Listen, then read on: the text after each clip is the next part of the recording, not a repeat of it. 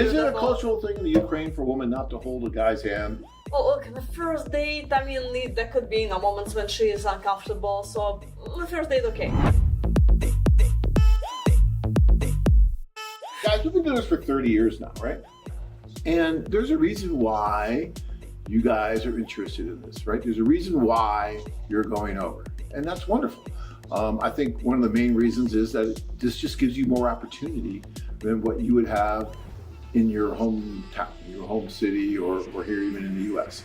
It just gives you so much more opportunity and so much more assistance to try and meet that right woman, right? And maybe because you realize that there might be a really good fit with the culture where she is and the culture where you are, right? Because she's having problems too, trying to meet that right guy, and you're having issues here, trying to meet the right woman for the things that you want.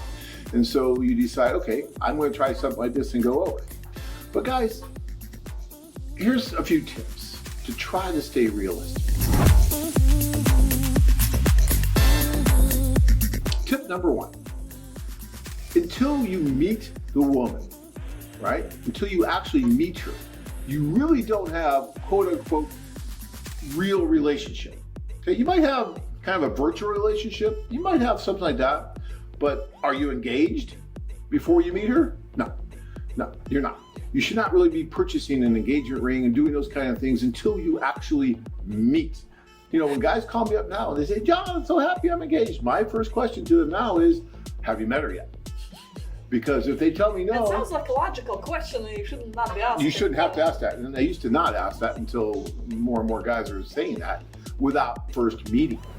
And I understand, you know, you get caught up in letters and all that, and oh, I love you, we love each other, we love everyone. Okay, that's great. But until you meet, until you really meet, you really don't know what's really going on, because you just haven't had the opportunity for all the senses to be there, right? And you just don't know what's really going on until the two of you are alone talking. And I don't care if she speaks your language or doesn't speak your language. Use Google Translate, do something. You can use an interpreter at first, but you need to be alone at some point. And you need to be able to talk and really see what's going on with that body language. And keep your wits about you, right? Do not ignore red flags. Do not make excuses for things like, well, no, she's not holding my hand. It's just a cultural thing. It's just a cultural thing. Is it a cultural thing in the Ukraine for a woman not to hold a guy's hand?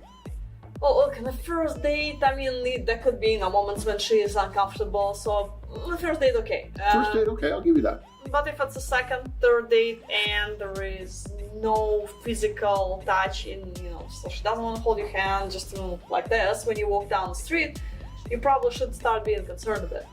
Yeah. You know, and I know guys that will just continue to pound their head against the wall and continue to blame it on every other external factor they can think of other than the fact that she's just not that into you, okay? And sometimes that's hard to take. You know, I remember this tour that I was on, and, you know, I remember the guy. I remember his face like it was yesterday. This was probably 15 years ago. And the poor guy met this wonderful woman at the social, and she was just being nice, and she was going out with him, you know, every day almost, during the day, which was fun. They had fun, they were dating, it was great, okay? It was dating, there's nothing wrong with dating. But she wasn't that serious about him. He was already planning the marriage, planning the kids, the dog, the cat, you know, all that, the white picket fence, had it all in his mind, right? And then I learned that, you know, she would go out with him during the day, but at night, she was actually going out with someone she really liked from the tour. And she was dating him too. Okay, hey, no harm, no foul. You know, guys date multiple women, women can date multiple men. I mean, that happens. But I needed to tell him that this woman, although she was nice and although she probably just wanted to be friends, there wasn't a future. And he needed to understand that. And so I remember that conversation with him. He had a beer in his hand. And as I told him this, that beer went from his hand to his mouth and the whole thing got guzzled down. He's like, okay, I need to move on. And you know what? To his credit, he did. He did. And he moved on. And he got engaged to someone. He got married. He's still married, right? But he understood that this was not for him. This was not going to work. And instead of going into deep depression and hiding in his room for the whole tour and all that, he just moved on. Sometimes you have to just move on, and it's hard because we don't want to. We want to make that work because in our mind, We spent all this time, maybe you wrote a bunch of letters, maybe you did all this, and you built this up in your mind so much to where you want it to work. And damn it, you're gonna make it work. You ever see someone trying to get that square peg into that round hole, and they just keep pounding and pounding and pounding, but no matter how hard you pound, it won't go. And you can try and try and try, it's just not gonna happen. If you have to try that hard at a relationship, is that a good relationship? I mean, will that probably And imagine work? it's all in the beginning, when everything's supposed to go nice and smooth. So what's gonna happen later when they try to live together and Right. You know, of course there might be some minor ups and downs when you first meet, right? Of course there might be some misunderstandings. There might be some stuff. Okay, that's fine.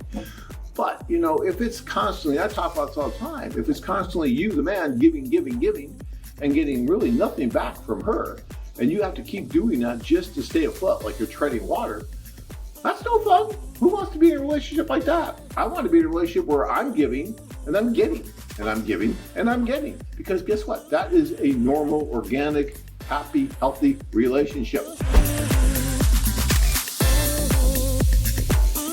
Are you tired of the same old dating sites?